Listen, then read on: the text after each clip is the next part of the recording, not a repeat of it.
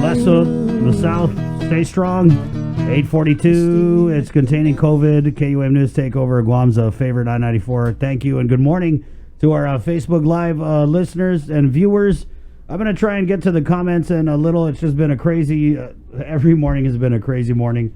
I had a call from a lady who, and people are still thinking about this. Do we have to have these placards if we drive around? Because of what the governor had announced, that's not happening. But you know what I told her? I said, you don't need to be driving around, just stay home. And again, like we've been saying all week, while the governor may not have the authority, we the people have the power to kill the curve. And someone who's been studying that curve, Dr. Peter Lombard, we want to bring him onto the show.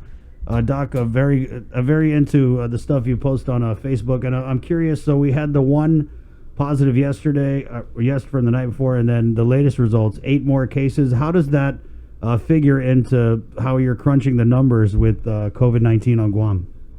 Well, it's definitely a little reassuring, and thanks for having me again, by the way. It's reassuring from the standpoint that the big spike we saw, I guess now 2 days ago, it looks like hopefully that was more of just an anomaly, a little bit of noise in the data, especially if some of those positives all came from a couple clusters or a family or two. And that's extremely reassuring because that could have been a very bad sign that we were definitely heading for much more of an exponential phase of this of the epidemic here in Guam. So right now over the last 7 days, our growth rate's been fairly steady, bouncing between maybe 9 and 11%. And that's really good news. I mean, if we were in a growth phase, it's hard to imagine how that 7-day rolling average could stay the same. And if we were going to increase, and that spike a couple of days ago was reflecting that, I think we would have seen a little bit more activity out there, even in the last couple of days, even though we didn't test as many patients the day before. Right. That's what kind of worries me, Doc Lombard, is that we're not doing a lot of testing. So I kind of feel that we haven't yet got a real grip on just where we're at with COVID-19 and the community. But, with the number of tests, we've done like 600 some, I believe. Yeah, but the thing about that is the hospitalizations and the ICU patients, they're the really critically sick ones. These patients, they can't hide. Well, they can if they get sick and they die in their house, but even then, I think they'd be able to do some, even maybe in a retro clinical diagnosis if they talk to the family and they determine, hey, this sounds like this patient died of COVID in their home. But we're not hearing of that happening. And right. If somebody's sick enough and not breathing, and having trouble breathing, and they need oxygen, they need hospitalization, not necessarily ICU care, but if they need hospitalization, and as much as this is out there in the media, I just have a really hard time thinking that anybody that needs hospitalization is sitting at home. So if you look at the studies and it shows 20% of all positives should be coming into the hospital, and you look at our hospitalization numbers, we're just a little bit too low. I mean, in a good way, we're too low to say that we're entering this exponential phase, and it's been fairly flat too. There hasn't been a whole lot of variation in our numbers. It's not going up, So if you're looking for good positive signals, that's definitely one of the most positive signals that we have here.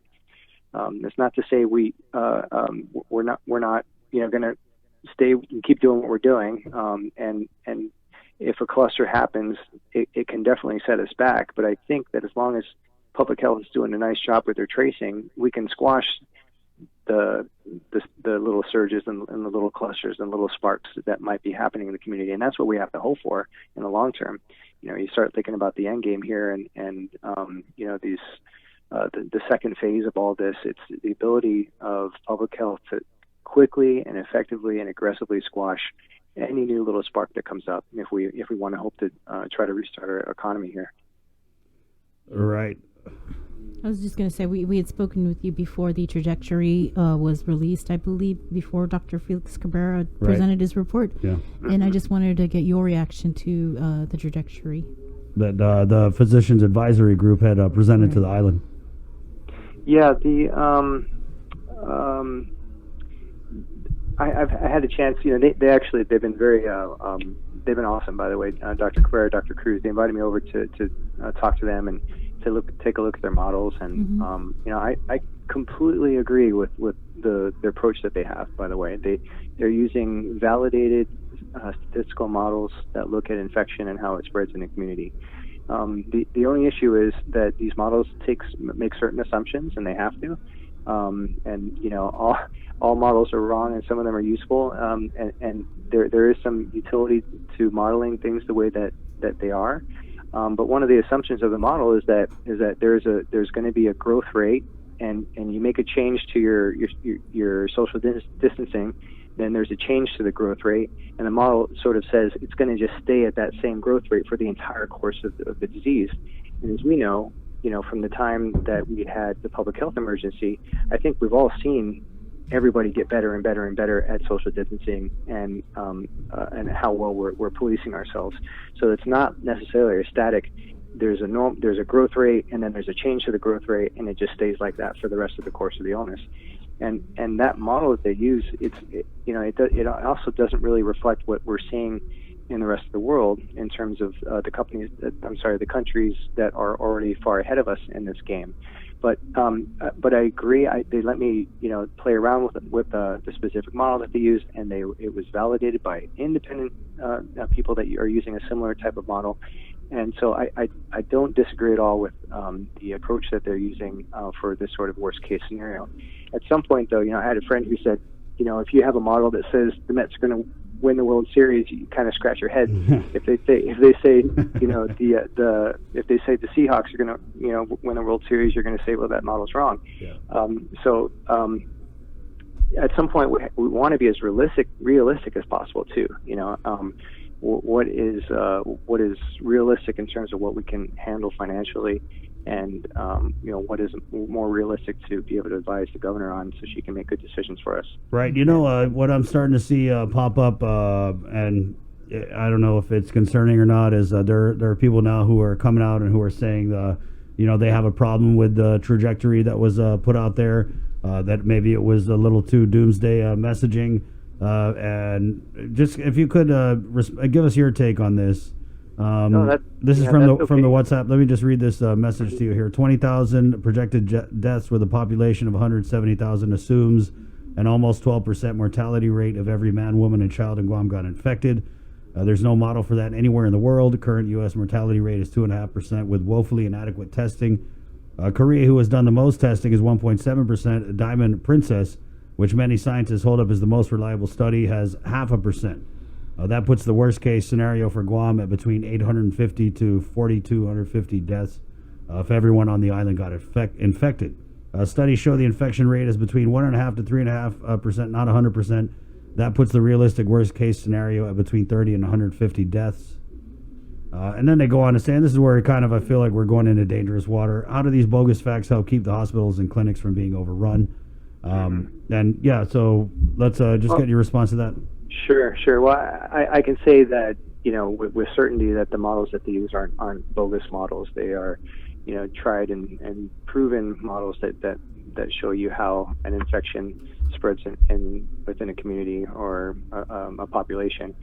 And again, having had the chance to work with those models, I can say unequivocally that they're true models. But again, it's the assumptions that the models make, and anybody can do some back of the napkin calculations. And I've had people message me all the time and say, "Hey, what do you think about this calculation?" I say, "Well, yeah, you're making assumptions, and based on those assumptions, it's true. Yeah, what you're calculating is true." But I don't mind our leadership taking sort of a worst case scenario approach to it. But Dr. Lombard, do you think that it's so worst case that it's just not believable? Close. It's close. Mm-hmm. I hadn't, playing with the model enough that I think it was reasonable for them to say, you look around and you say after the first week or two, and how good are we at social distancing? And you wouldn't be too confident about that. So they said, let's say we're doing 30% better job of where we were before we started our measures. And I kind of think that was a reasonable assumption, at least at that time. But maybe it was maybe we were doing a much better job, and I think we were actually. I have a feeling, and I feel like that's what the data is telling us now, is we were doing a better job than just a 30% improvement in how the virus was spreading in our community.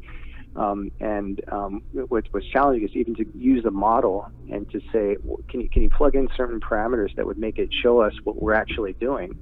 And there are ways to do that, and that would assume that we are really doing a fantastic job, actually, of social distancing and starting to suppress this. But you never want to be wrong on the wrong side of this either. So for them to have gone through the level of detail that they did to come up with all those pictures of the parking lots and taking over different centers and facilities to handle that worst case scenario, I think was appropriate.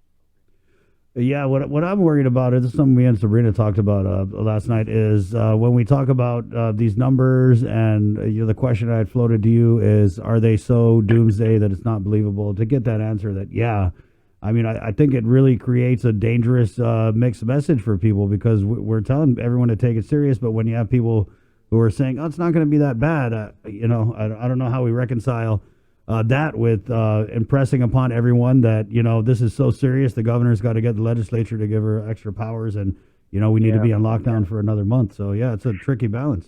It is, and it's just, the key is just to be open and communicate and say, hey, we realize, this is one option. And hopefully, and what we don't know, because we don't hear a whole lot from, DPHSS and their epidemiologists. I've heard they've got just fantastic charts and graphs and tables, and we should share those, right? If we could see those, and I don't know where they are in terms of changing their models and their assumptions and their predictions for what's going to happen, because we do need to know a little bit more realistically. Okay, it's nice to know the doomsday model, but what's a little bit more realistic. And but this is the question everybody in the world's struggling with. I don't think anybody really knows for sure. Right. And that's the thing, and that's why I'm taking it serious, because I feel like we know we follow this every day, and I know you are too, and I just feel like we yet don't have that clear snapshot. I know that we have numbers to work with, but I think that those numbers are maybe a little skewed in that the way we've been conducting the testing has been really narrowly focused on small groups. So that's why I feel like we just need to still take it serious, and do what we got to do. And if at the end of the day it turns out that 7,000 people didn't die, well, hallelujah, thank Lord. 700. Yeah. 700. Yeah. And even if we're able to keep a 10% growth rate, that's too high. By the way, we need to be able to bring that down. So, and we're sitting at about a 9-10% growth rate right now if you take the last 7 days and average them. So we need to continue doing what we're doing and push that down. But at a 10% growth rate, we're at 120-ish cases. We can accept 12 new patients today and still be at a 10% growth rate. But that's too many. So that's kind of what I'm looking like. If it's 12 or less, I'm happy. We're still pushing that 7-day growth rate down. We need to be, I think, in the 4 to 5%, and I think looking more long term, weeks down the road, if we're tracking that 7-day growth rate, I think we're going to want to see that sort of bounce up and down between, as good as 2% up to 9 to 10% again. And if we kind of can just fluctuate in that range, I think we'll give our health system a chance. All right. Okay. Thank you so much, Doc. Yeah, Doc, keep in touch. You got my number. Shoot me a WhatsApp or whatever. Let me know if you got something you want to share with the audience. All right. Thanks so much, guys. Take care. Okay. Take care. Doc. There you go, Dr. Peter Lombard, a self-described numbers geek who's been crunching these numbers. 8:55. Good morning. Again, coming up, we're going to talk with Claire from Synergy and do a little on-air meditation. Okay, just a heads up. I just want to apologize in advance if I end up falling asleep, because that's usually what happens whenever I try and do meditation. 8:55. We're KUAM FM. I got in Guam. The numbers again: 8 new positive cases. That's the latest out of the Joint Information Center. A total of 121 confirmed cases, 27 recoveries, and 4 deaths. Okay, and we're going to take a break. We're coming back with the health chair of the legislature, Senator Therese Terlahi, right here on Containing COVID.